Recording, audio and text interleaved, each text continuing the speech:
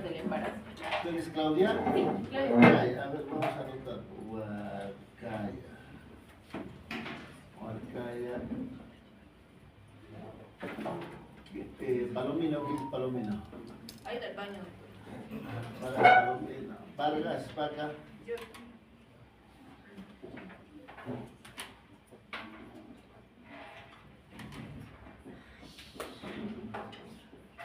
Ya. Vergara.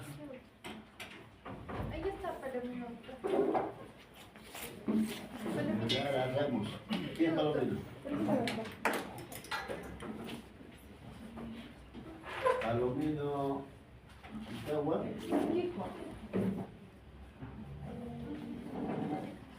Ya. Vamos, ahora sí. Pues empezamos con Huarcaya. Como una introducción, vemos que el organismo materno va a reaccionar en mayor o menor medida a la influencia del embarazo, pero naturalmente estos cambios van a ser usualmente más en el tracto genital y especialmente en el útero, que va a mostrar el aumento marcado de tamaño, ¿no? Los cambios gestacionales van a empezar usualmente después de la fertilización y van a continuar durante todo el proceso del embarazo, pero la mujer regresa casi por completo a su estado previo después del parto y de la lactancia. Y la mayoría de estos cambios están relacionados o son provocados por estímulos que están relacionados con el feto y la placenta. Ahora vamos a hablar en específico de los cambios del aparato reproductor. Ya.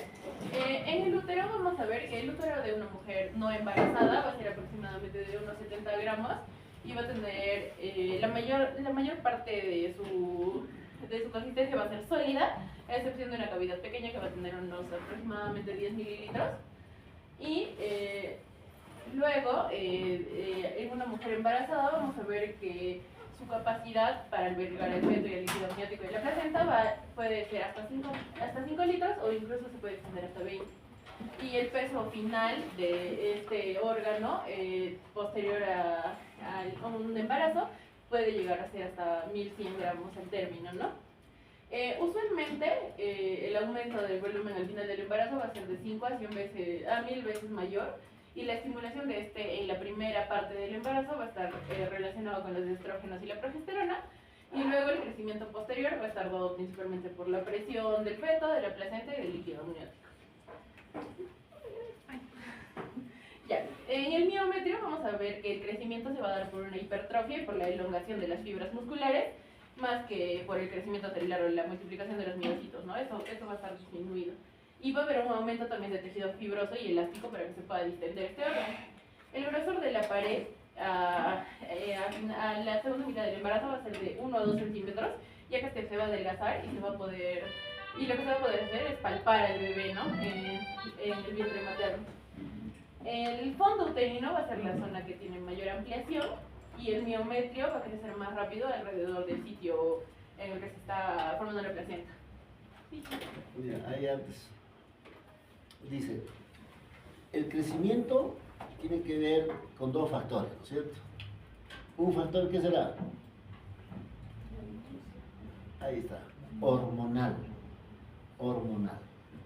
¿Qué hormonas? Está ahí, estrógenos y la progesterona. Y el otro factor del crecimiento uterino es mecánico. ¿Con qué está relacionado? Básicamente con el feto. El feto crece, tiene que empujar, ¿no? El líquido amniótico aumenta, tiene que presionar y aumentar de tamaño. O sea, mecánico, hormonal y mecánico. Vamos. Ahora, vamos a hablar de la disposición de los miocitos, ¿no? Células musculares que van a estar dispuestas en 3 capas. Va a haber una capa exterior que va a ser en forma de capucha, que se va a arquear sobre el fondo y se va a extender hacia los diversos ligamentos, que es esta capa de aquí. Luego tenemos una capa media que va a ser una densa red de fibras musculares y estas van a estar perforadas en todas las direcciones por los vasos sanguíneos. Y luego tenemos una capa interna que va a ser de fibras que se parecen a esfínteres, que están alrededor de los orificios de las trompas de falopio y alrededor del orificio cervical interno. Vamos a ver que la mayor parte de la pared uterina va a estar formada por esta capa media y aquí los miocitos van a tener una curva en forma de 8 que va a hacer que los miocitos se puedan contraer después del parto y se pueda contraer, se pueden contraer los vasos sanguíneos y penetrarles y así se pueda detener el sangrado. Ahora, con respecto a la forma y a la posición uterina, bueno, el útero tiene una forma piriforme inicial, pero ya a las 12 semanas se va a volver un poco globular y esférica y se va a hacer ovoide al crecer más en longitud que en ancho. Y después de las 12 semanas se va a salir de la pelvis y va a ascender hasta casi llegar al hígado y va a desplazar a los intestinos hacia arriba y hacia los lados. Y luego vamos a ver que se va a dar una dextrorotación, va a hacer un giro hacia la derecha que se dice que es por el recto sigmoides que está en el lado izquierdo. Los ligamentos van a estar sometidos a una tensión, los ligamentos anchos y redondos van a estar sometidos a tensión y cuando la mujer se pone de pie, el eje uterino va a continuar el eje pélvico. Y si la embarazada se pone de cúbito supino, boca arriba, el útero va a reposar sobre la columna y sobre los grandes vasos.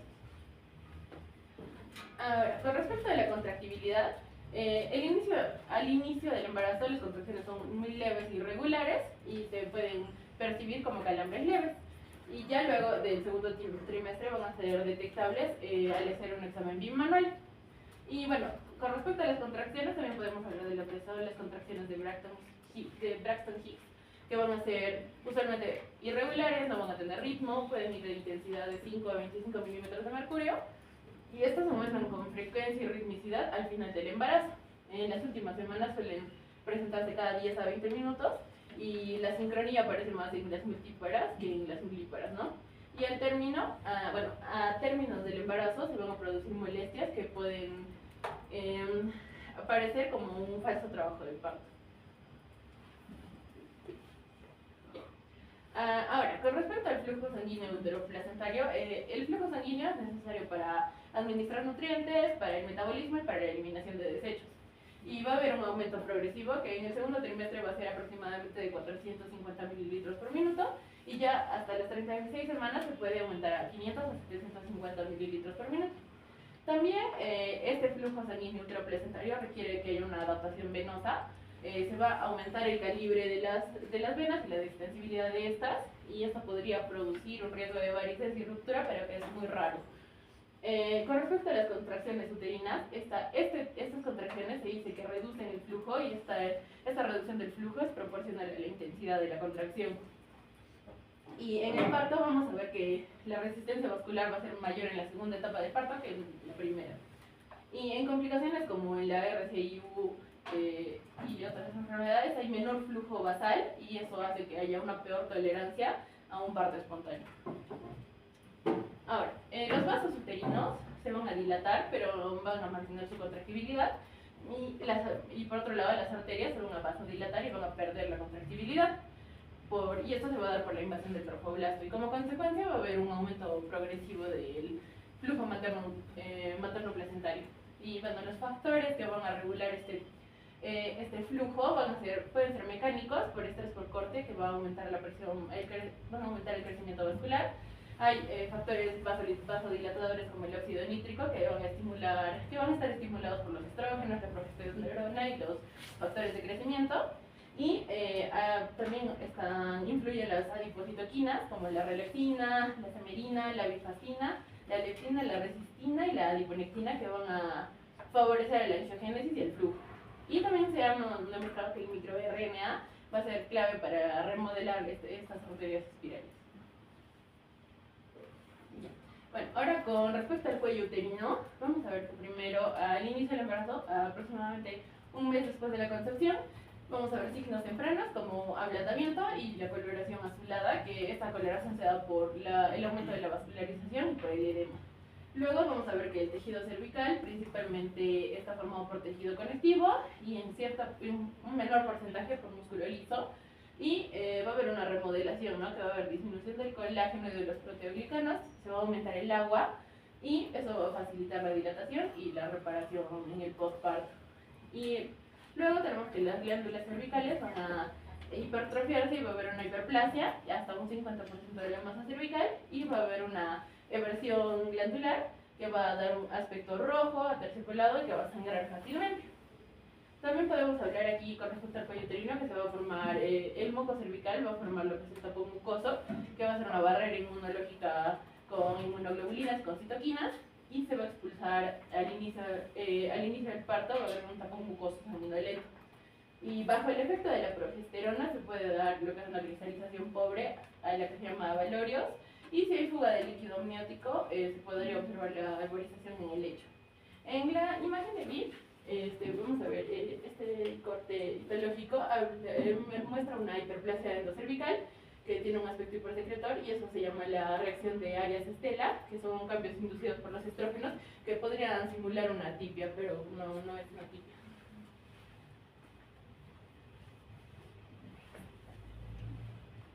Ya. Con respecto a los ovarios, la ovulación va a cesar y no van a madurar nuevos folículos durante el periodo del embarazo.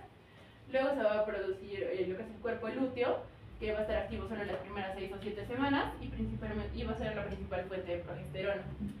La extirpación antes de las 7 semanas de este cuerpo lúteo disminuiría la progesterona y se produciría un aborto espontáneo.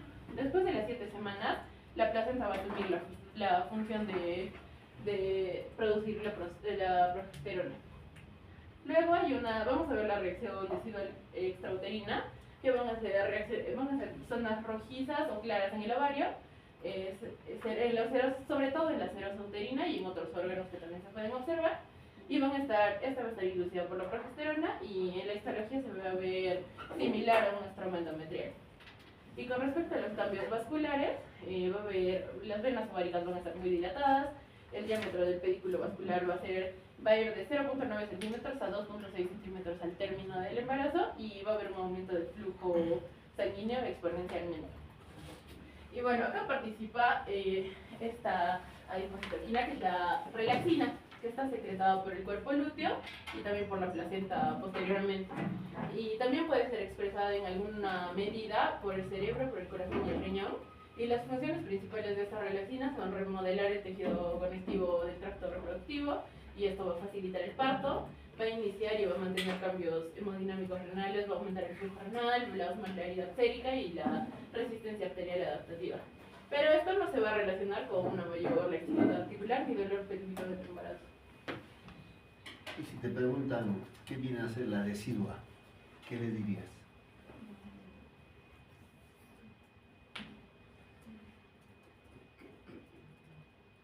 A ver, regresa a tu diapositiva, por ahí he visto esa palabrita. Eso creo que es, ¿no? La reacción es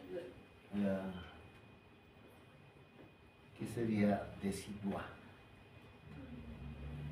¿Ustedes saben o no? ¿Qué será decidua? ¿Dónde he visto?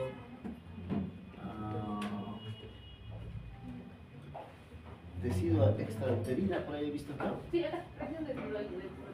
Ya. Reacción decidual extrauterina. ¿Qué significará eso? Que la decidua normalmente está en el útero. Entonces, ¿qué será una decidua? Es una capa. La capa decidual es una capa transitoria del endometrio. Ya, entonces, la decidua viene a ser el endometrio. Entonces, ¿cuál es la definición exacta? Es la transformación del endometrio. La decidua viene a ser la transformación del endometrio por efecto de hormonas del embarazo. Efecto de hormonas del embarazo. Si uno retrocede atrás, retrocede a una diapositiva, por ahí habló de Arias Stella. A ver, que dice hiperplasia, endocervical, aspecto, Entonces, en realidad, hay un término que se llama fenómeno de Arias Stella. Fenómeno de Arias Stella.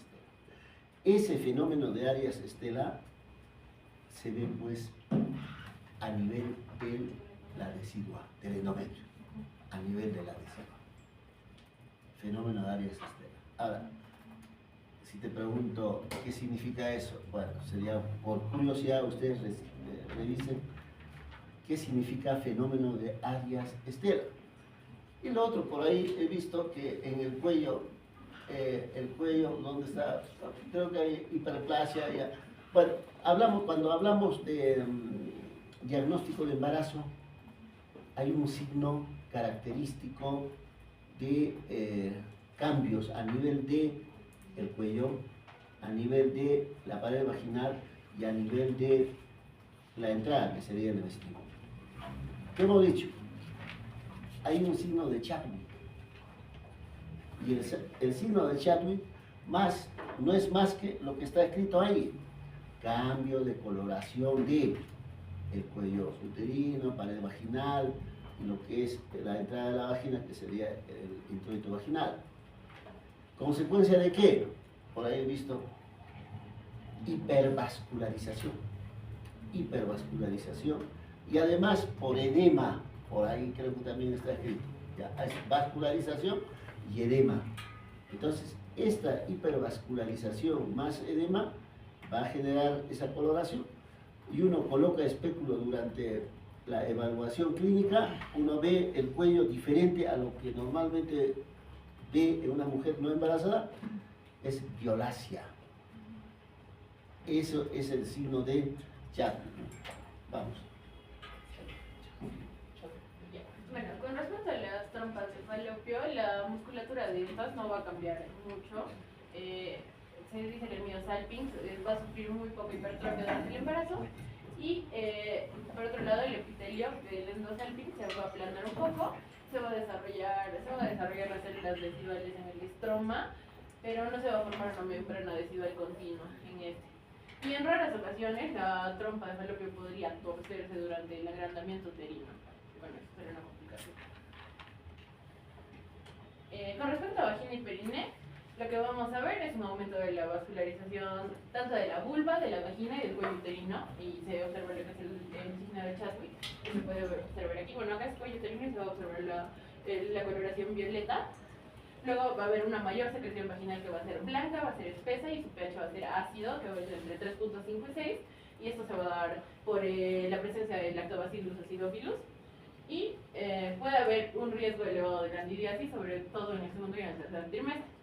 Y los cambios en la vagina, en el momento en el que se está preparando la mujer para el parto, va a ser un engrosamiento del epitelio, va a haber una relajación del tejido conectivo y va a haber hipertrofia del músculo liso. Ya. Ahora vamos a hablar de los cambios que se dan en las mamas. Vamos a ver que al principio del embarazo las mujeres van a presentar sensibilidad y parestesia de las mamas.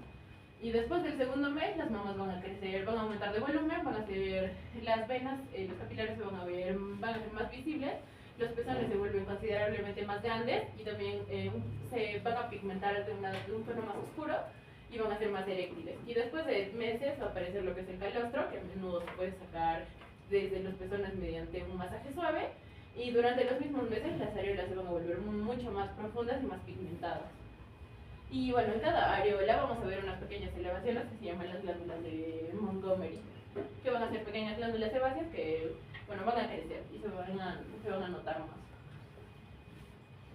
Bien. Con respecto a la piel, vamos a ver que, bueno, los cambios que se pueden observar suelen ser las estrías, que a partir de la segunda mitad del embarazo, cuando hay la distensión de la piel abdominal, se va a observar. También se puede observar en algunas mujeres, en los senos, en los muslos, y se van a ver estas vetas, estas líneas rojizas, que son ligeramente deprimidas. Y en las mujeres que ya han tenido otros embarazos, en los multiparas, las líneas van a ver otras líneas que son brillantes y plateadas, que van a ser cicatrices de las estrías previas.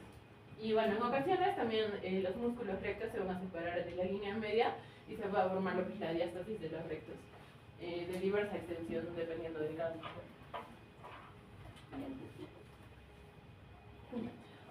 Otro cambio que se muestra a nivel de la piel va a ser la hiperpigmentación, que casi es en el 90% de las mujeres, y sobre todo se da en mujeres con tez más oscura.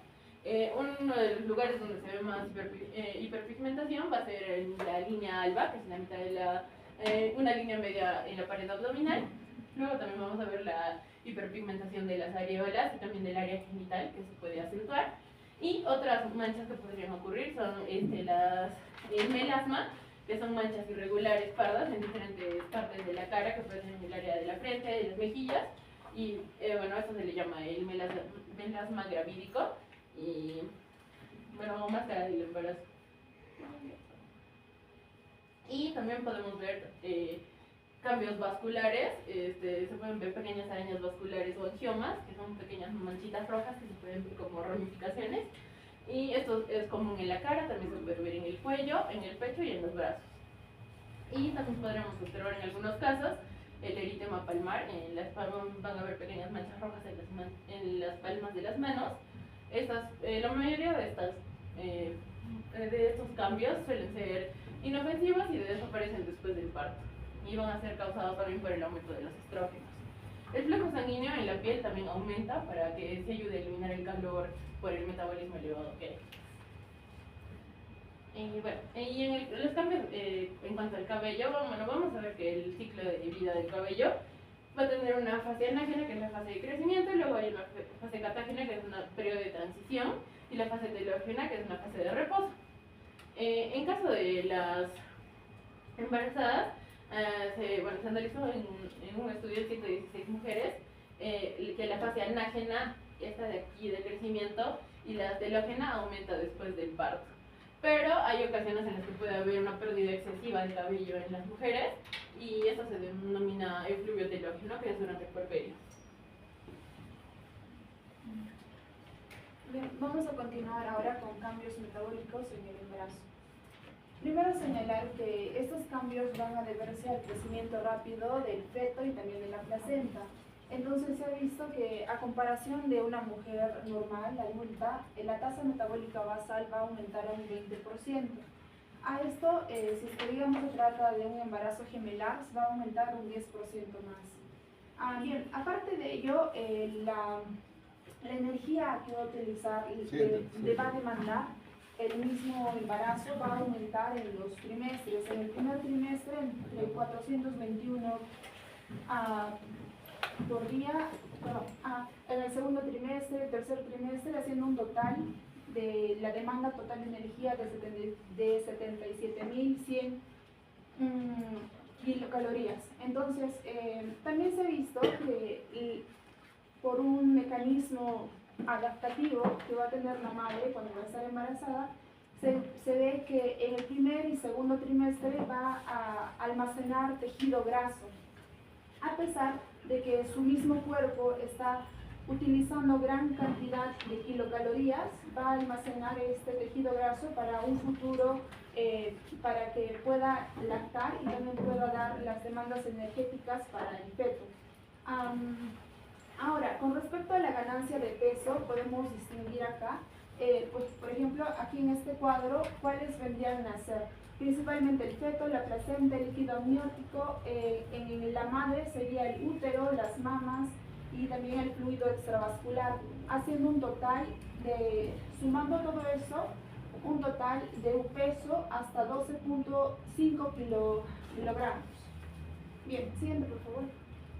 Bien, con respecto al metabolismo del agua, este es el metabolismo que nosotros tenemos ahora. Una mujer normal, pero al momento del embarazo va a disminuir en 10 miliosmoles por kilogramo. Esto es normal y se considera también normal. ¿Por qué? Porque la demanda de volumen sanguíneo va a aumentar, entonces eso hace que la sangre sea más diluida. Por lo tanto, las concentraciones de sodio y potasio van a alterarse y entonces ahí vamos a distinguir que la sangre está más, por así decirlo, fluida, ¿no? Bien, entonces a consecuencia de esto va a haber edema en las piernas y en los tobillos. Ahí en la imagen podemos distinguir que con respecto al agua, el feto, la placenta y el líquido amniótico van a tener una cantidad promedio de 3.5 litros y la madre, el útero, las mamas y el fluido extravascular un volumen de 3 litros, haciendo un total de 6.5 litros. Bien, también con respecto a esto, como mi compañera había señalado, que el útero hacía una dextrorotación. Entonces, al lado derecho se está presionándose, por así decirlo, como que no le deja hacer un adecuado fluido a la vena cava. Entonces, esta presión va a hacer de que el retorno venoso no sea adecuado y por lo tanto las piernas y los tobillos se van a llegar a hinchar más. Y se distingue que puede acumularse hasta 1 litro. Siguiente, por favor. Bien, con respecto al metabolismo proteico, se dice que al final o a término cuando se está formándose el feto, hay un total de 4 kilogramos, de los cuales tan solo la proteína es 1 kilogramo, de los cuales se va a presentar de la siguiente forma: 500 gramos de proteína en el feto y la placenta, el otro 500 se va a encontrar en el útero a nivel del miometrio, en la proteína contráctil, también en las mamas para la formación de las glándulas, en la sangre para la formación de la hemoglobina y otras proteínas. También señalar que este va a ser la placenta, y señalar que aquí para arriba va a ser el feto de la madre, la parte de abajo. Entonces se distingue que los aminoácidos y la glucosa se va a transportar mediante un transporte activo hacia el feto, y las concentraciones en la madre van a ser muy pocas. Esto es más que todo biológico, y entonces a nivel del feto va a haber una mayor concentración. Entonces para la madre hacer este transporte también le va a demandar energía. Bien, como podemos ver, los aminoácidos son muy importantes. Entonces la suplementación de la madre también es muy importante. Por eso es que al inicio del embarazo se recomienda que consuma 1.22 gramos por kilogramo, o sea, por su peso, al día. Entonces, si digamos pesa 70 kilogramos, lo multiplicamos, entonces esa vendría a ser la concentración de proteína que debe consumir. Y al final del embarazo, esta concentración va a aumentar a 1.52 gramos por kilogramo al día. Siguiente, por favor. Bien, con respecto a los carbohidratos, se distingue que una mujer embarazada en un estadio normal hay una hipoglucemia leve en ayunas, una hiperglucemia postprandial y una hiperinsulinemia. Bien, aquí vamos a explicarlo de mejor forma. Bien, esta gráfica va a explicar lo que es la glucosa. A un inicio va a haber una hipoglucemia. Consumimos algo, va a aumentar la glucosa. Va a haber picos amplios y largos, y la insulina de tal forma va a acompañar, y entonces se va a distinguir este estado, ¿no? Una hiperinsulinemia. Sin embargo, esto es bueno, ¿para qué? Para que la placenta va a transportar, como dijimos, glucosa y aminoácidos hacia el feto. Eso es normal. Sin embargo, como podemos distinguir, la insulina está muy alta, es decir, está entrando a un estado de resistencia a la insulina. Esto va a favorecer de que el feto va a recibir la glucosa de forma adecuada. Entonces, en el tercer trimestre se distingue que la sensibilidad va a disminuir a una comparación, por ejemplo, conmigo. Mi sensibilidad a la insulina se encuentra correcta, pero en una mujer va a disminuir su sensibilidad de un 30 a un 70%.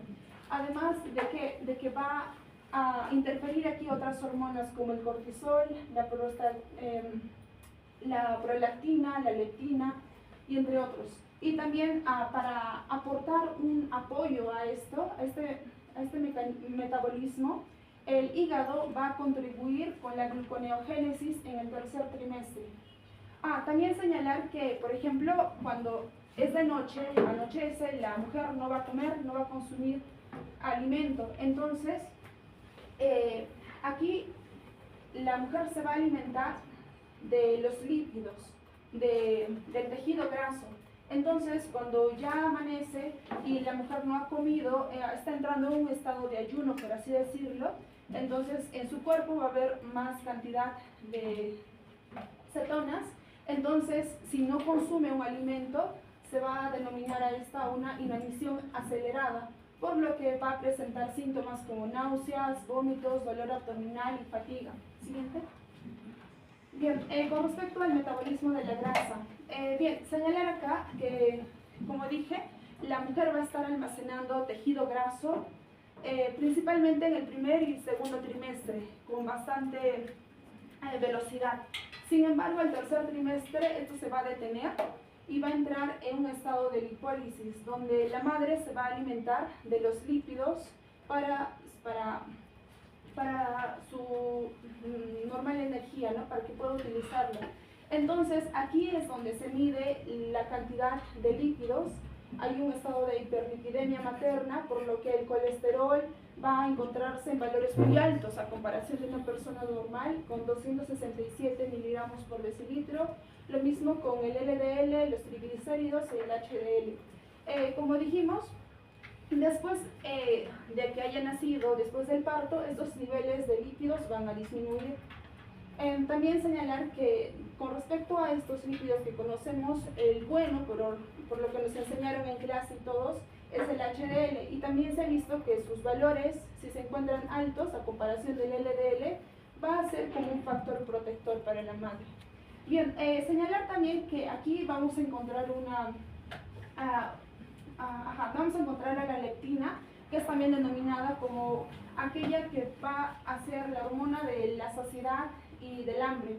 Esta va a estar secretada por la grasa de la madre y también por la placenta. Entonces, ¿cuáles vendrían a ser sus funciones? Principalmente va a regular el gasto energético, la angiogénesis y la proliferación celular. Entonces, esta va a ser muy importante porque en una madre se va a encontrar un estado de resistencia para que de esta forma la madre coma y no se le detenga como que no entre en un estado de saciedad. Entonces, de tal forma que se va a almacenar más grasa y esto es muy bueno. Sin embargo, si es que va a entrar a un estado de obesidad, esta va a actuar de forma contraria, va a actuar como una citocina proinflamatoria y dar paso a la preeclampsia y a la diabetes gestacional. Siguiente, por favor. Bien, ahora con respecto a los electrolitos y al metabolismo mineral. Como habíamos señalado más antes, que el volumen sanguíneo va a aumentar y con esto los niveles de sodio y potasio también se van a alterar. En una madre gestante, la concentración de sodio va a ser de 1000 miliequivalentes y de potasio de 300 miliequivalentes. También señalar que los riñones van a tener un mayor volumen que filtrar, la tasa de filtración glomerular va a aumentar y con ello la reabsorción tubular también aumenta. Entonces esto hace que estas concentraciones se mantengan. Sin embargo, aún así, en la sangre estas concentraciones séricas tienden a disminuir. ¿Por qué? Porque el volumen plasmático ha aumentado. Y además que con respecto a la ADH o vasopresina va a depender, su umbral va a cambiar. Entonces, según sea el caso, el sodio también se va a alterar. Bien, con respecto al calcio, vamos a primero señalar que hay dos tipos. El ionizado, que vendría a ser la forma útil, que vendría a ser esta de acá. La forma útil que está como que para ser usado, ¿no? Y el no ionizado, que es el que está acompañado con la albúmina. Entonces, cuando una mujer embarazada, los niveles de proteínas van a disminuir, con ello la albúmina. Entonces, en este caso, el calcio no ionizado vendría a tener cantidades muy pocas en una gestante normal. Bien, también señalar que el calcio al tercer trimestre, el esqueleto se va a ir formándose y con ello hay una cantidad de calcio de 300 gramos. Va a ser muy importante que la madre, por ejemplo, esté en contacto con la vitamina D3 para que de esta forma haya una mayor absorción intestinal, para que así pueda suplementarle de calcio al feto. Con respecto al yodo, primero señalar que la madre tiene que también consumir bastante yodo, ¿no?, en los alimentos y entre otros. ¿Para qué? Principalmente para producir la hormona tiroidea para ella misma y también para suplirle al feto, porque tiene que transferirle principalmente al feto. Y además que, como dijimos, que la tasa de filtrado glomerular aumentaba, con ello también la filtración de yodo va a aumentar hasta un 50%. Esta suplementación es muy importante y porque si digamos que no es suficiente, lleva a que el feto nazca con un hipotiroidismo congénito. Siguiente, por favor. Bien, ahora vamos a continuar con cambios hematológicos. Lo más principal acá es que va a aumentar el volumen de sangre hasta un 50% en la 34ª semana. Va a aumentar, y cuáles son sus funciones para ello. Principalmente que va a tener que aportar sangre al útero también que tiene que nutrir y mandar oxígeno al feto y la placenta, y también protege del retorno venoso, que como habíamos mencionado hace un momento, que había una presión del útero sobre la vena cava. Entonces el aumento de volumen hace que esta presión no sea como que completa, es como una almohada o como un amortiguador, ¿no? Que no va a hacer que sea como que la presión oprima todo. Entonces por eso es que se le da la función de protección del retorno venoso, tanto en la posición de cúbito y estar así de pie. También otra función es compensar la pérdida de sangre al momento del parto. Bien, los componentes principalmente es plasma, mayormente los glóbulos rojos se distinguen que hasta 450 ml, por lo que va a haber mayor cantidad de reticulocitos y también producción de la eritropoyetina para que se produzcan los glóbulos rojos. Entonces vemos que la sangre va a entrar en un estado de dilución, por lo que las concentraciones de hematocrito y también hemoglobina van a disminuir y la sangre se va a hacer menos viscosa, va a estar más fluida. Y aquí podemos observar que el volumen de sangre al segundo trimestre va a tener un pico y después en el tercer trimestre va a desacelerar, va a bajar. Sin embargo, se dice que al momento del parto, normalmente una mujer gestante normal debería tener 12.5 gramos por decilitro de hemoglobina. Siguiente, por favor. Bien, para ello, para que se produzca esta cantidad y volumen de sangre necesario, es necesario el hierro. En una mujer adulta, normal, que no está gestando, sus almacenes de hierro son de 2 a 2.5 gramos de hierro total, de las cuales lo va a utilizar en la hemoglobina, en la mioglobina también, por lo que el hierro funcional, por así decirlo, vendría a ser de tan solo de 300 miligramos. Sin embargo, cada mes se va a disminuir por la menstruación y para ello también hay otra hormona que es muy importante, que es la epsidina, que si esta va a regular o va a aumentar o disminuir según los niveles de hierro. Por ejemplo, si el hierro está bajo, la epsidina va a estar bajo, por lo que a nivel de los enterocitos, esta va a transportar el hierro del intestino hacia adentro, hacia el plasma. Entonces, esto es muy importante. Entonces, cuando una mujer está embarazada, va a necesitar 1000 miligramos de hierro, por lo que, como podemos distinguir, como que nos falta, ¿verdad? Por ello es muy importante la suplementación.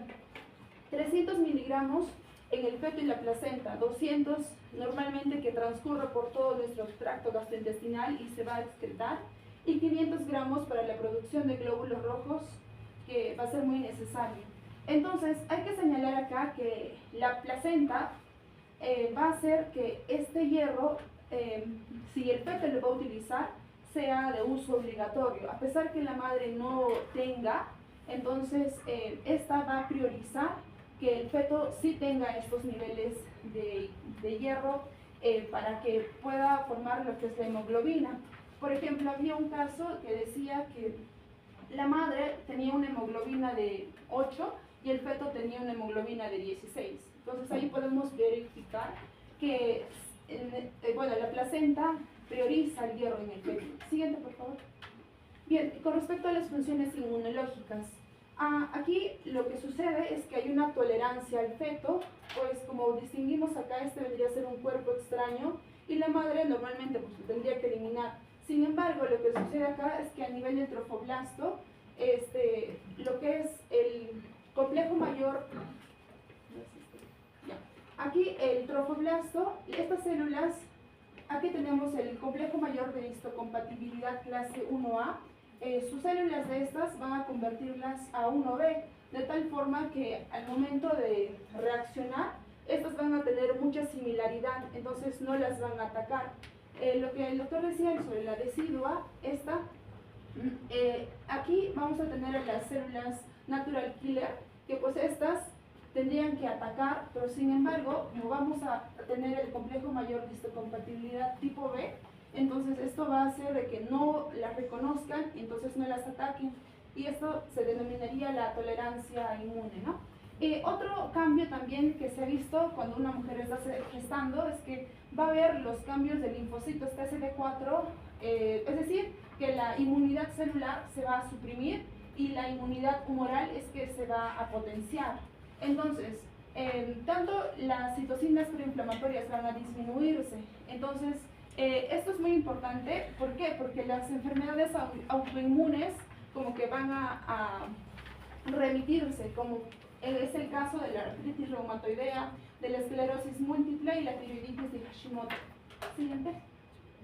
Bien, con respecto a los leucocitos y linfocitos, en el embarazo estos niveles llegan hasta 11.000, hasta 15.000, en el parto y en el puerperio hasta 25.000. Con respecto a los linfocitos, estas se mantienen, como dijimos, la humoral normal y los linfocitos T van a aumentar. Sin embargo, vamos a tener algunos marcadores inflamatorios, lo que es normal en una persona que no está gestando. Entonces, por ejemplo, si en una persona que no está gestando la proteína C reactiva está aumentada, esto nos podría dar paso en pensar en una inflamación muscular, alguna infección que está atacando. Sin embargo, estos van a encontrarse altos en una mujer embarazada. Entonces, estos marcadores inflamatorios no nos indican amenaza, ¿no? Tampoco, por ejemplo, el nivel de eritrosedimentación globular, que es alto en artritis reumatoidea. El factor de complementos C3 y 4 es normal en lupus, pero como está gestando no pensaríamos en eso. La procalcitonina también podría estar elevado en sepsis, pero como está gestando tampoco pensamos en eso.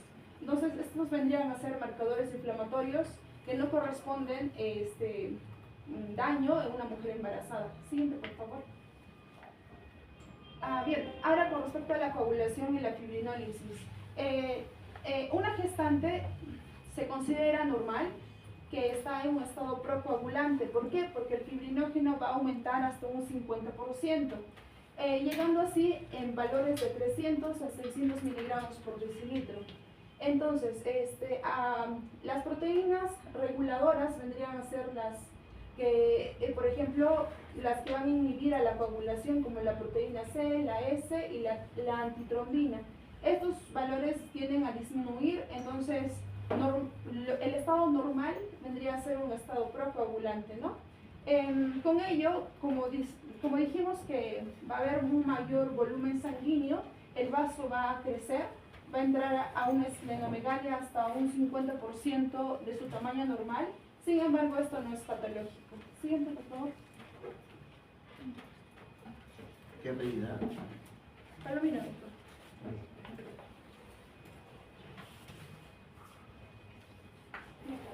Ahora, continuando con la exposición, si hablamos del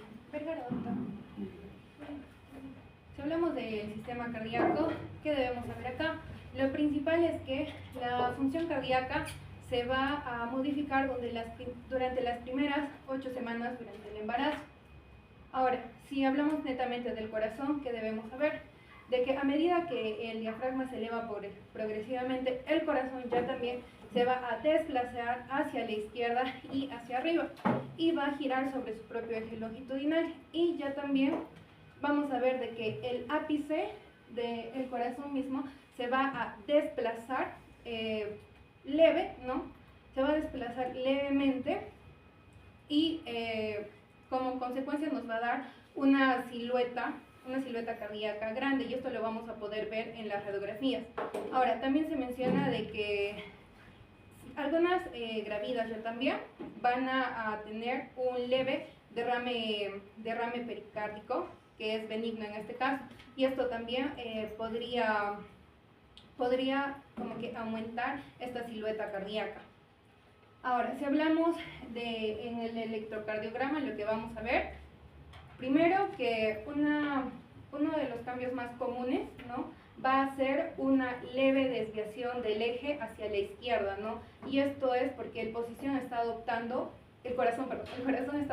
una posición que no es habitual. Ahora, en el electrocardiograma ya también la onda Q lo vamos a poder ver en las derivaciones 2, 3 y a veces. Y ya también se menciona de que La onda T, que mayormente es hacia arriba, esta la vamos a encontrar en algunas veces invertida o plana, y esto lo vamos a ver en las derivaciones ya también 3B1 y B3 en este caso. Ahora, también debemos saber de que en el embarazo vamos a escuchar algunos sonidos cardíacos que van a ser modificables. En esta parte hay tres cosas puntuales. Por ejemplo, para que recordemos un poco, el primer sonido cardíaco, ¿no? Recordemos que se da por la válvula mitral y la tricúspide. Ahora, ¿qué se menciona? Ahora, ¿qué se menciona acá? De que va a haber ya también en el embarazo una división exagerada y un aumento del volumen de ambos componentes. Ahora, ya también en el segundo sonido que se da en este caso,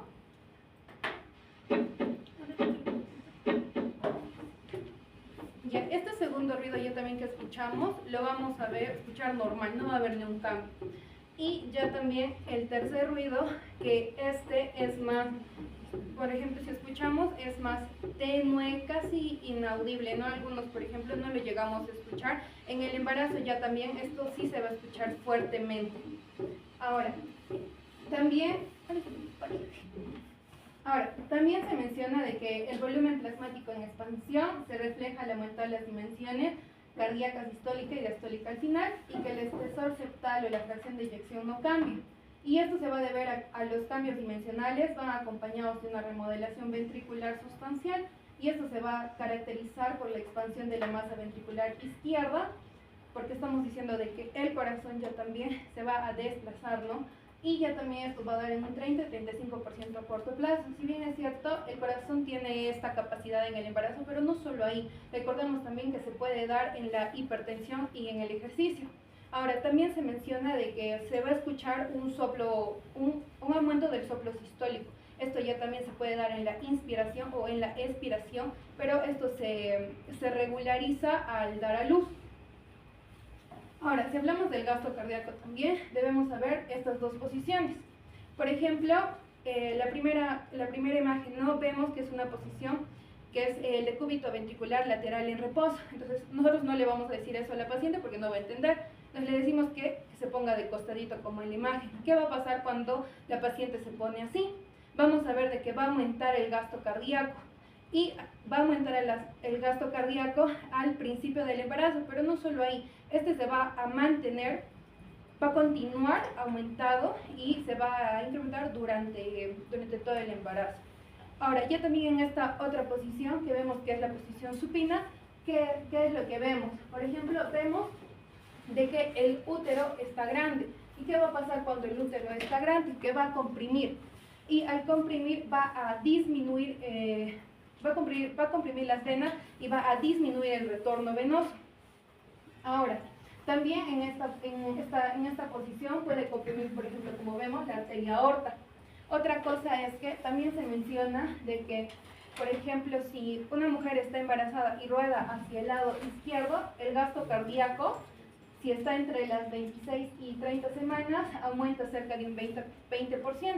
Y ya también si está entre las 32 y 34 semanas, aumenta un 10%. Que también debemos saber de que cuando uno está en trabajo de parto, si uno está recostada lateralmente, ya también se menciona de que va a haber una saturación de oxígeno fetal aumentada un 10% más alta en comparación a la posición normal, que sería la supina que se suele dar el parto. Ahora, si hablamos de la renina-angiotensina 2 y del volumen plasmático, ¿qué debemos saber? Aquí ya también es que el eje de renina-angiotensina-aldosterona, esta va a controlar la presión arterial mediante el equilibrio del sodio y del agua. Además de que recordemos de que la renina se va a producir ya también por el riñón y por la placenta misma. Y ya también el angiotensinógeno se va a dar por el hígado fetal y materno en este caso.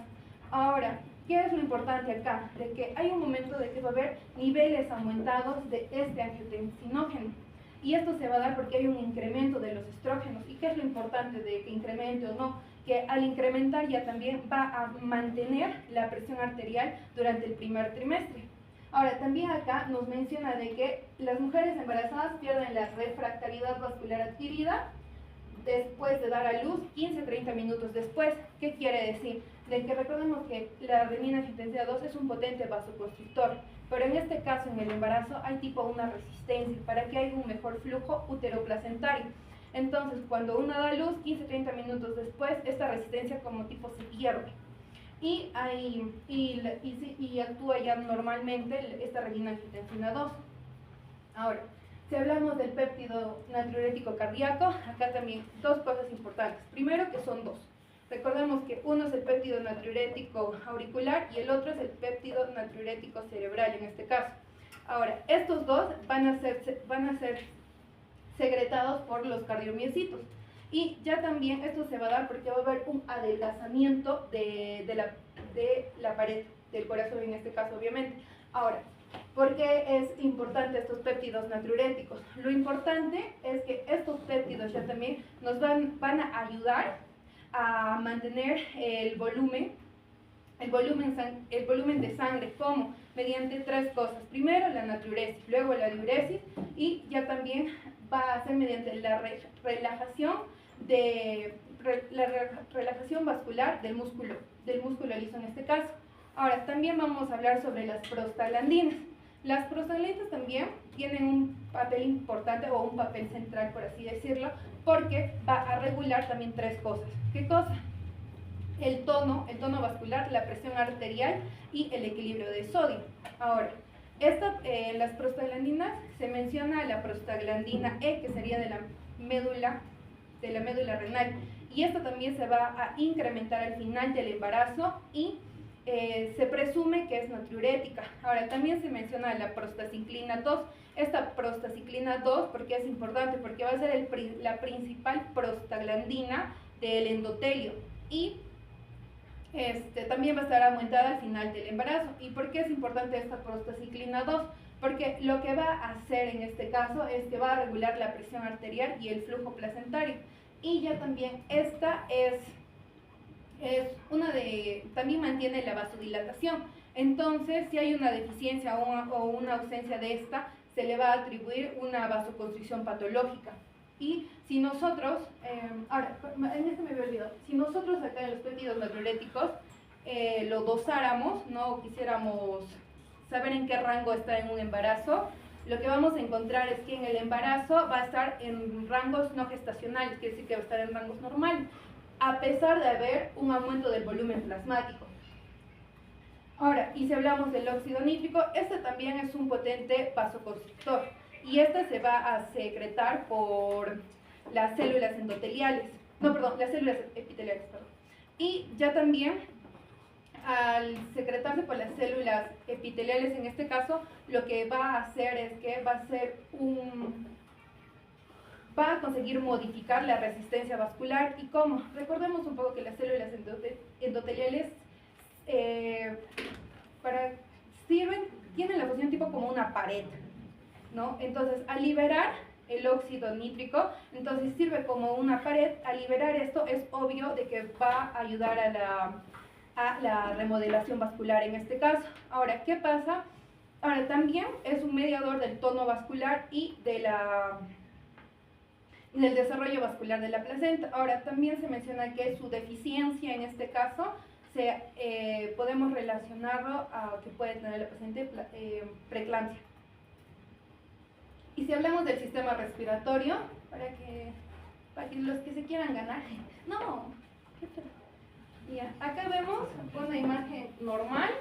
Acá hay tres cosas que deben encontrar: una imagen normal y otra de un embarazo. ¿Qué son esas cosas, tres cosas que pueden encontrar? Chupetes, chupetes.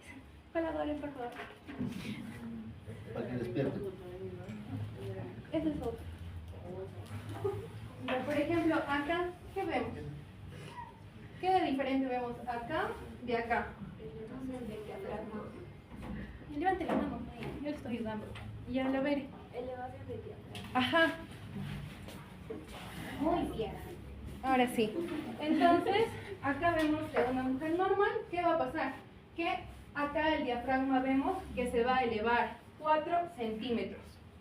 Ahora, ¿qué es lo otro diferente que vemos? Acá, por ejemplo, ¿qué es la diferencia? Por acá, ¿qué es lo diferente? Las hidrógenos. Ya, primero. Levanta pues. Ya, dime. Ya, dime. Y ya. Sigue. Ay, ya, bueno, uno más. Uno más. Ya. Acá, por ejemplo, vamos a ver que es el ángulo subcostal, ya también se va. Ay, no puede ver. Ya. Vamos a ver que acá ya también, a diferencia, se va a agrandar, por así decirlo, 2 centímetros. Y ahora, ¿qué vemos acá? Justo en esta cosita de acá, de diferente acá. Aumenta la circunferencia. Ajá, muy bien. Ya, gíralo. Entonces, son estas tres cosas. Este de acá es, como dijo Lelesca, un aumento de la circunferencia. Este ya también se menciona de que va a aumentar cerca de 6 centímetros. Pero también, nosotros viendo las imágenes, decimos, está bien grande, no hay ningún problema. Pero no, porque a pesar de que hay esos 6 centímetros que obtiene la mujer en el embarazo, me dice que no es lo suficiente como para evitar volúmenes pulmonares residuales. Ahora, en la función pulmonar ya también vamos a hablar de 3 capacidades, que es la capacidad residual funcional, la inspiratoria y la capacidad pulmonar total en este caso. Ahora, si vemos la capacidad residual funcional, ¿esta qué me dice? De que esta tiende a disminuir un 20-30%, y esto llevándolo a mililitros sería de entre 400 a 700 durante el embarazo ya también. Esto con el volumen residual, que también disminuye, que entre 200 a 400 mililitros, no lo vamos a ver como que al instante, ¿no? No, esto ya mayormente, estos cambios, por así decirlo, funcionales pulmonares, estas reducciones lo vamos a ver ya al 6º mes. Y si hablamos de la capacidad inspiratoria ya también en este caso, esta ya también en vez de reducir aumenta, y en un 5 a 10%, que sería de 200 a 350 mililitros en este caso. Y si hablamos de la capacidad pulmonar total en este caso, esta no tiene ningún cambio, o sea, sigue normal. Ahora, del sistema urinario, ya no hay más chupetes, pero si vemos el riñón ya también a comparación de una persona que no está embarazada, el riñón va a crecer, y va a crecer mayormente de 1.0 centímetros en este caso. Y no solo eso, es que también va a incrementar ¿qué cosa? La tasa de filtrado glomerular, como el flujo plasmático en este caso. Y ya también, lo bueno es que el filtrado aumenta hasta un 25%, esto ya también en la segunda semana, y un 50% al comienzo del segundo trimestre en este caso. Y ya también se menciona de la hiperfiltración, que es el resultado de 2 factores principales. ¿Qué es lo importante acá de esta hiperfiltración que tiene una embarazada? De que se va a dar por, primero, la hemodulición inducida, que esto se va a dar por la hipovolemia, ¿no? Y el segundo, que es el flujo plasmático renal en este caso. Ahora, acá vemos... Hemodilución. Hemodilución. Y bueno, acá vemos los cambios renales, que esto es más que todo para que nosotros lo tengamos en cuenta, ¿no?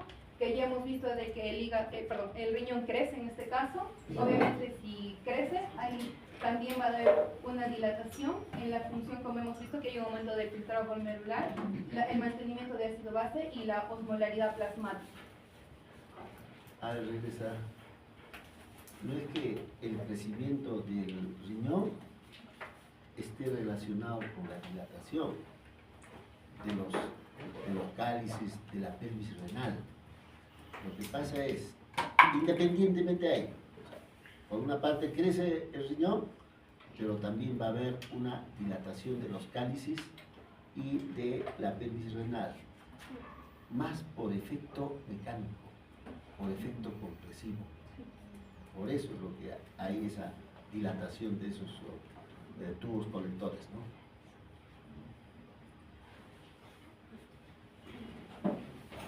Bien, vamos a continuar.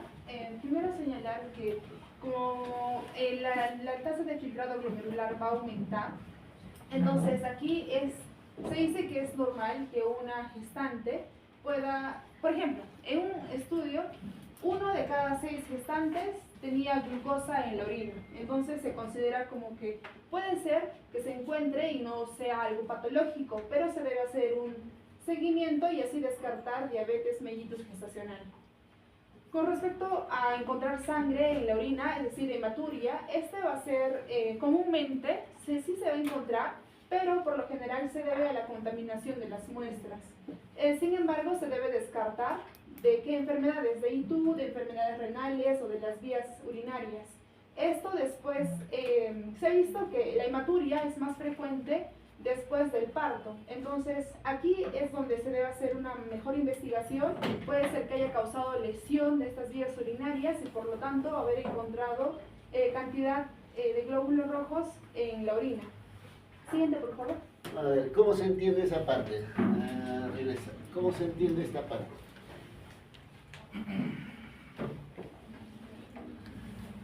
A ver, regresa una diapositiva. Función. Bueno.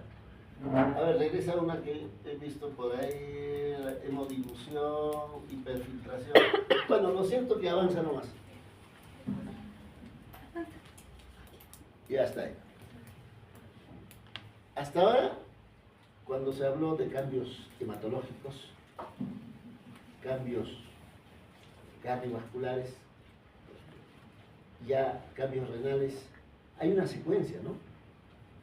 Entonces, en algún momento una de sus compañeras decía que durante el embarazo, el volumen sanguíneo se incrementa ¿en cuánto?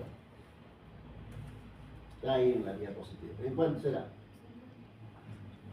¿Cuánto sería? 450. No. O sea, hablando en porcentajes. 50%. Hasta, no en 50.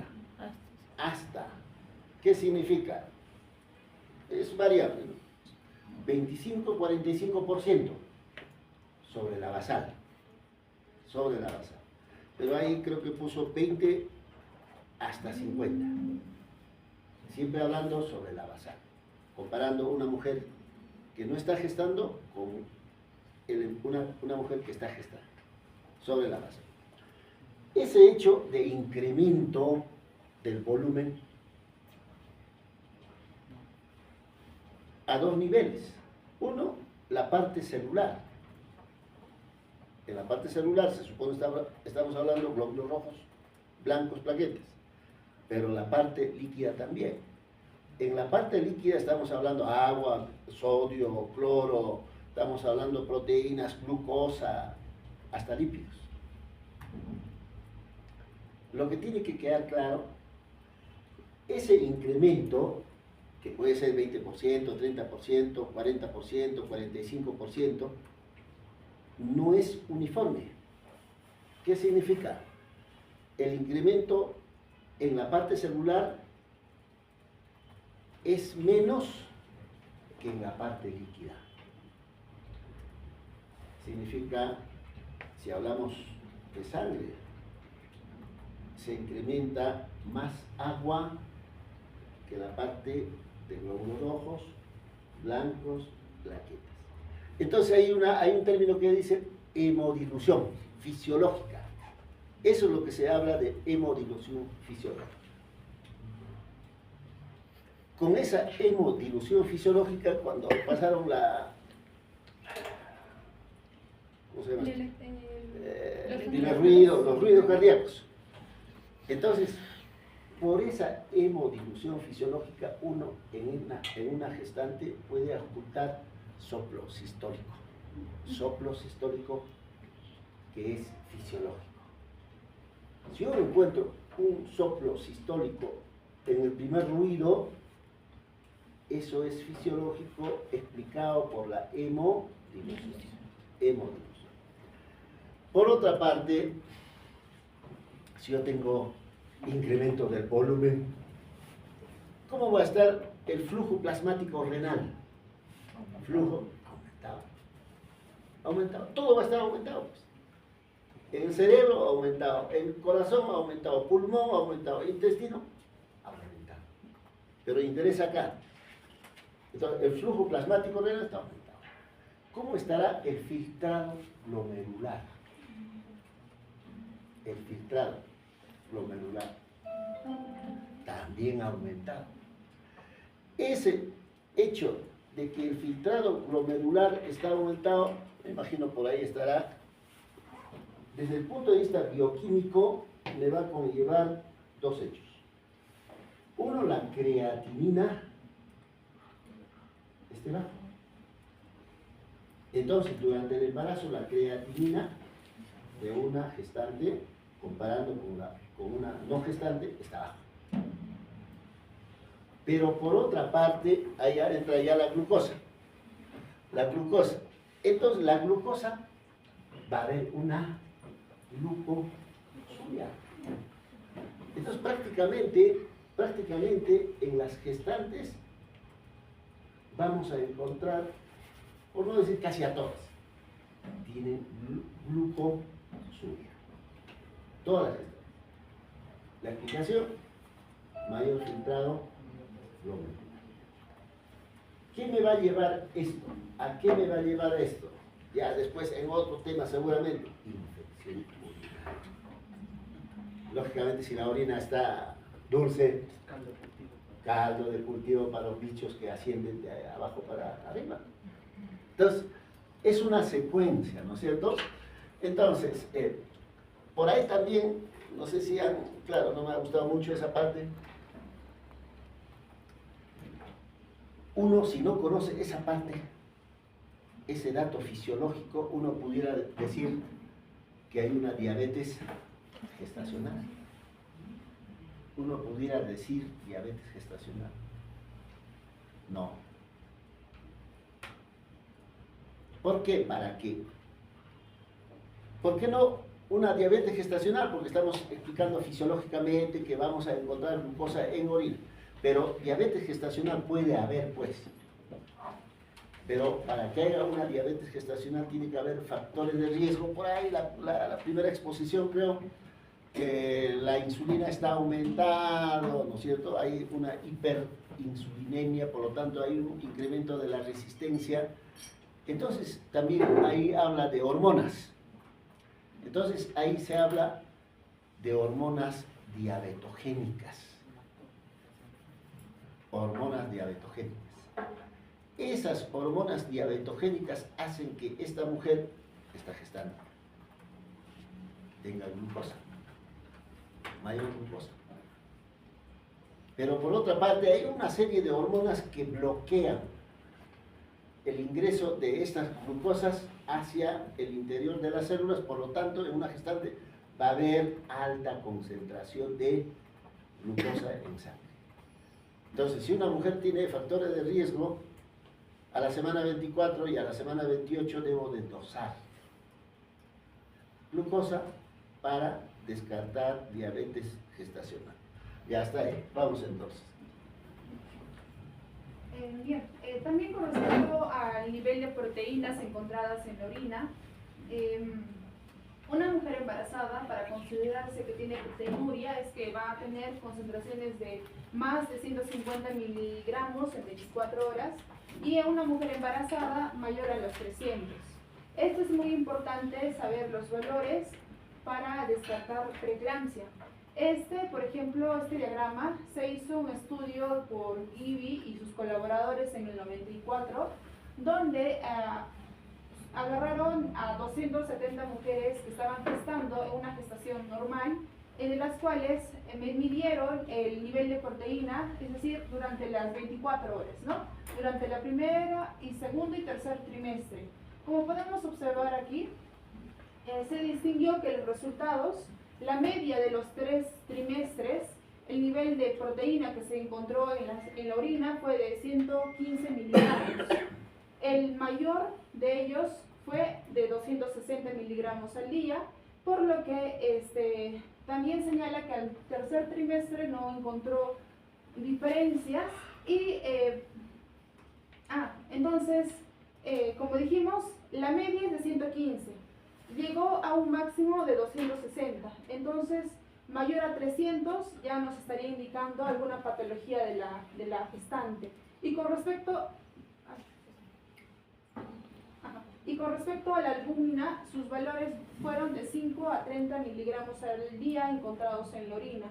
Entonces, además de esto, señala que al final, es decir, al tercer trimestre, normalmente el nivel de proteinuria tiende a aumentar, pero aún así no llega a ser mayor de 300 miligramos.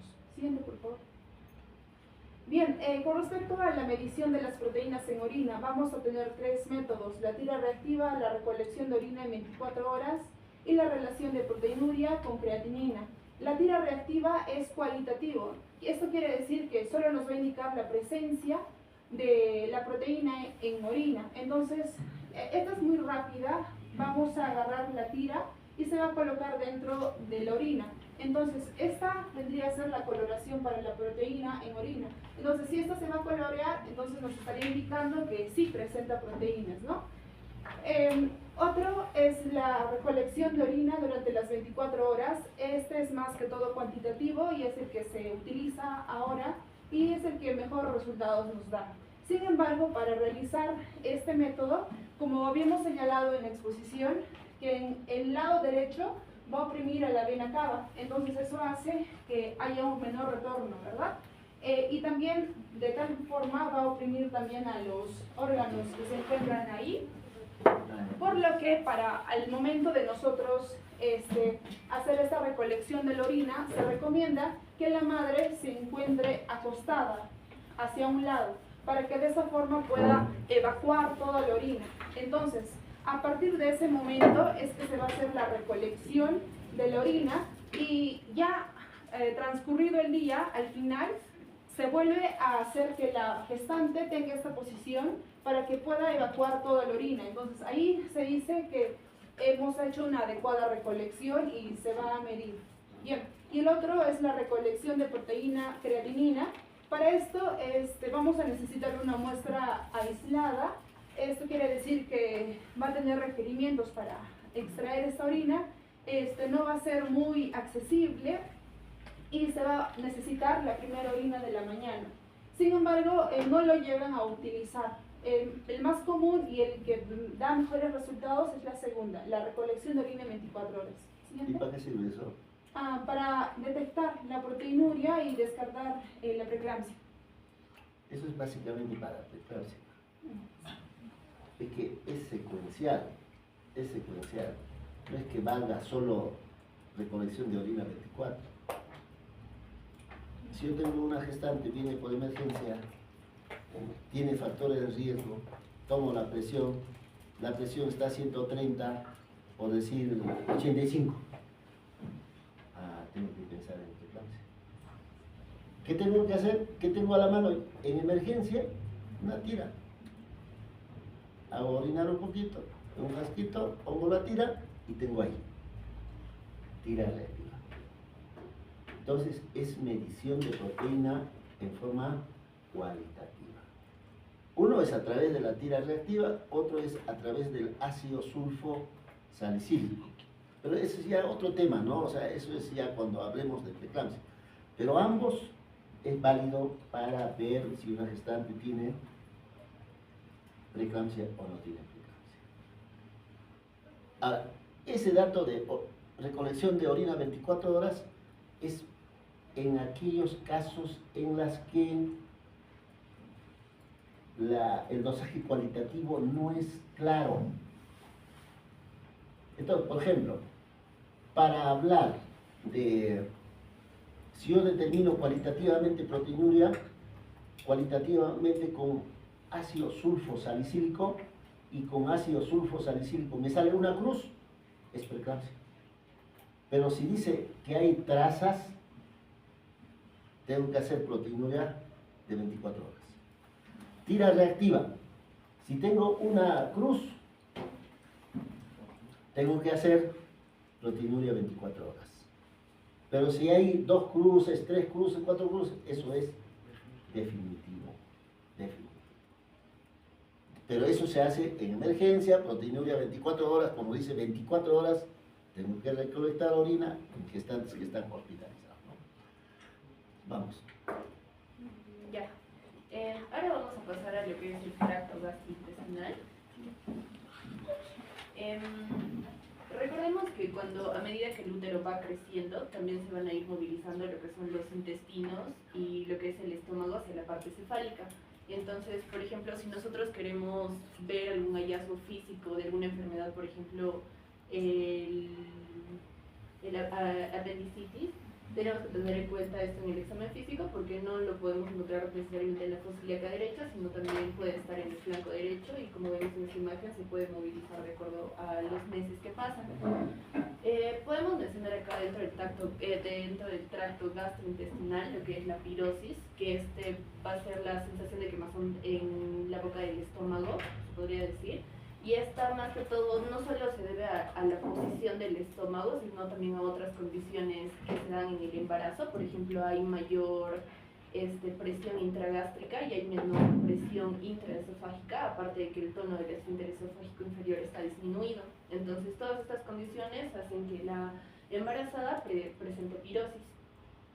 Otra de las condiciones es el tiempo de vaciamiento gástrico, que si bien no tiene modificaciones durante el embarazo, pero por ejemplo en el caso de que la persona o la embarazada esté en labor de parto o se le hayan administrado analgésicos, este tiempo de vaciamiento gástrico se va a prolongar. ¿Y por qué no se le hace o no se le administra una anestesia general a la embarazada? Porque uno tiene este riesgo de regurgitación o también se puede aspirar, ¿no? Y generar un problema más grande. Otra de las condiciones son las hemorroides, que estas se podría decir que son comunes debido al estreñimiento que producen las embarazadas y también porque aumenta, en esta parte del recto, aumenta el flujo venoso rectal. Siguiente, por favor. Luego tenemos lo que es el hígado, que si bien no aumenta de tamaño, pero sí va a aumentar lo que es el flujo venoso y el flujo arterial. Y tenemos, por ejemplo, en el caso de la fosfatasa alcalina, que esta sí duplica su actividad, pero en el caso de la aspartato transaminasa o la alanina, que estas disminuyen. En el caso de la albúmina sérica, va a disminuir la cantidad, pero o sea, las disminuciones de estas no son tan significativas. Y por ejemplo, algo que mencionar acá es que tenemos la aminopeptidasa inducida por el embarazo, que tiene se podría decir dos funciones, que es la oxitocinasa y la vasopresinasa, que podrían causar una diabetes insípida en el embarazo, pero no en todos los casos. Y en el caso de la vesícula biliar, esta sí tiene algunas modificaciones. Por ejemplo, se reduce lo que es la contractibilidad, y como reduce lo que es la contractibilidad, también va a haber mayor volumen residual en la vesícula, y podría estar, está intervenida por dos hormonas en general, que sería la progesterona, que esta inhibe lo que es la estimulación del músculo liso para que se contraiga la bilis, la vesícula, y lo que es el estrógeno, que esta hace que el colesterol, haya más colesterol en la bilis. Entonces, todas estas condiciones que menciono, ya sea deterioro del vaciado o que hay mayor volumen residual, hace que las embarazadas tengan mayor riesgo de presentar cálculos biliares. Siguiente, por favor. En el sistema musculoesquelético vamos a presentar una condición, se podría decir que normal durante el embarazo, que sería la lordosis, porque como vemos en la imagen, a medida que crece el útero hacia la parte anterior, vamos a ver que el eje, este centro de gravedad o este eje va a estar alterado, ¿no? Entonces la lordosis hace que haya un equilibrio entre la parte anterior y posterior. Además que también lo que son estas articulaciones sacroiliacas, las sacrococcígeas y la parte del pubis tienen mayor movilidad. Y como se puede presentar en las embarazadas, los miembros inferiores ya que pueden tener lo que es este dolor o el entumecimiento, también lo pueden presentar en los miembros superiores debido a lo que es esta lordosis o, como vemos en la imagen, esta flexión anterior de la parte del cuello. Y todas estas pues pueden producir estas tracciones en lo que es el nervio cubital y medial, y se puede confundir con lo que es el síndrome del túnel carpiano. La parte del sistema endocrino, primero hablamos acerca de lo que es la glándula hipofisiaria, que esta sí va a aumentar de tamaño, se menciona en la bibliografía de un 135%, y como aumenta de tamaño puede haber compresión del quiasma óptico y la persona puede tener disminución de lo que es el campo visual, pero este no es muy común, y más se puede pensar en lo que es macroadenomas, y cuando se da el posparto pues esta va a disminuir de tamaño o inclusiona, ¿no? Se menciona ahí.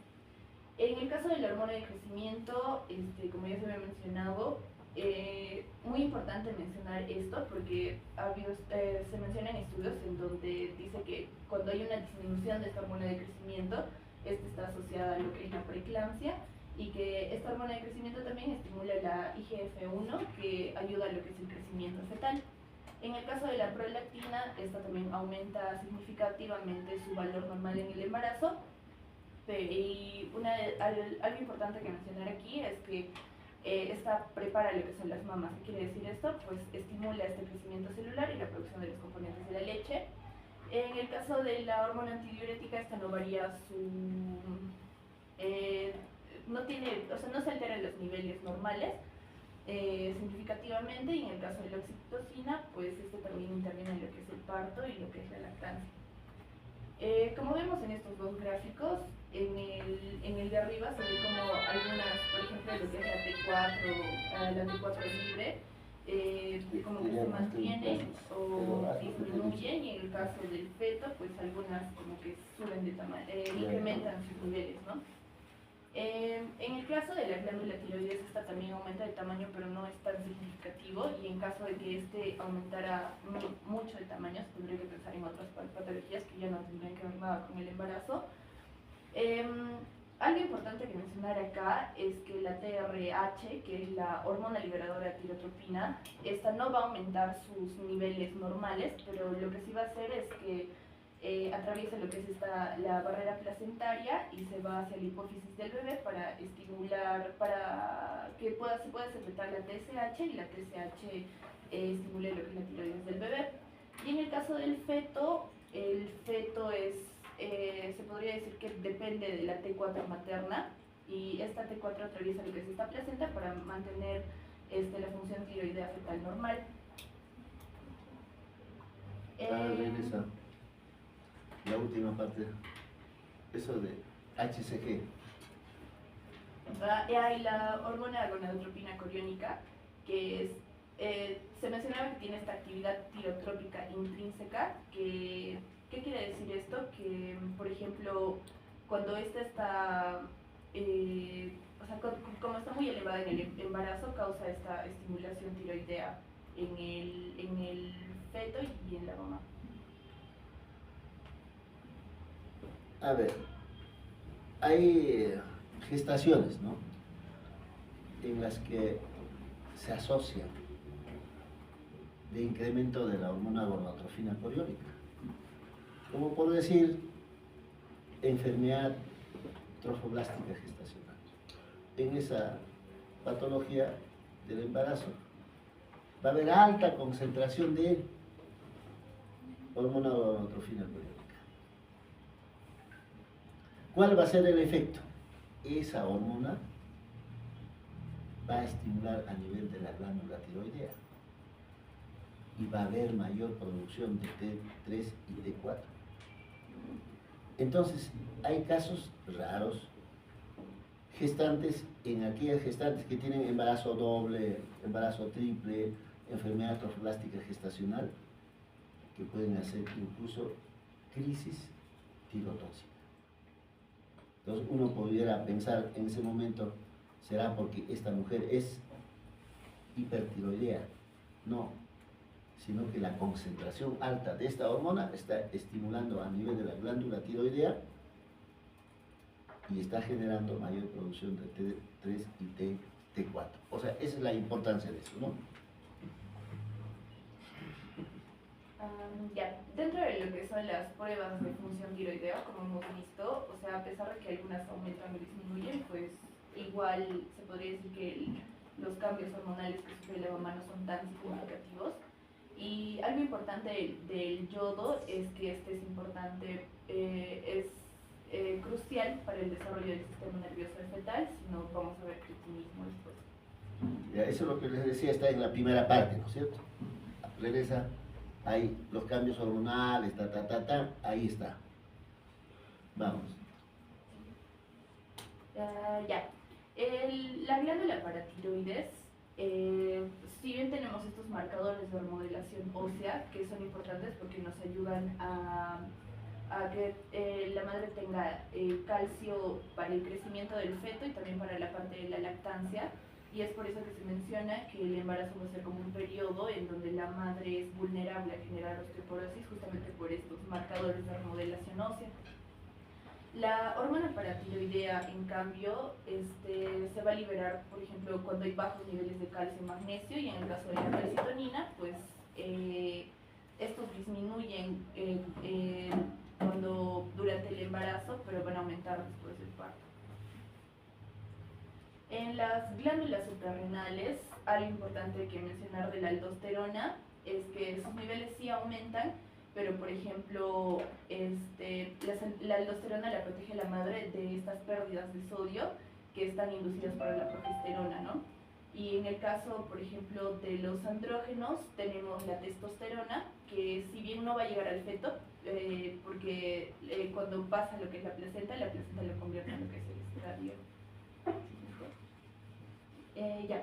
En el caso del sistema nervioso central, la parte de la memoria de la madre no sufre cambios significativamente, pero por ejemplo se hizo un estudio en donde se tomó una muestra de 20 embarazadas y se les hizo resonancias magnéticas, en donde sí se vio que disminuía lo que es este flujo sanguíneo de las arterias centrales medias y posteriores, pero a pesar de eso pues no había alguna otra alteración significativa y siempre estaba constante lo que es esta regulación cerebrovascular. En el sueño se presentan estas alteraciones más o menos durante la 12ª semana de gestación, y las embarazadas pueden presentar esta dificultad para conciliar el sueño. La apnea del sueño también puede ser normal, pero por ejemplo si es que las embarazadas presentan esto después del parto, aparte del bebé, pues también puede ser por una depresión postparto o por una depresión propiamente dicha. Y en el caso de los ojos, lo que podemos ver que no es muy común serían estos usos de Krukenberg, que son estas opacidades de color marrón rojizo en la superficie posterior de la córnea, ¿no? Como vemos en la imagen y como vemos en la flechita. Eso es todo. Muy bien. Bien, después tenemos ¿Un qué? un juego. ¿Un buffet? Un juego. Ah, ya, buffet. A ver, ¿en qué consiste el juego?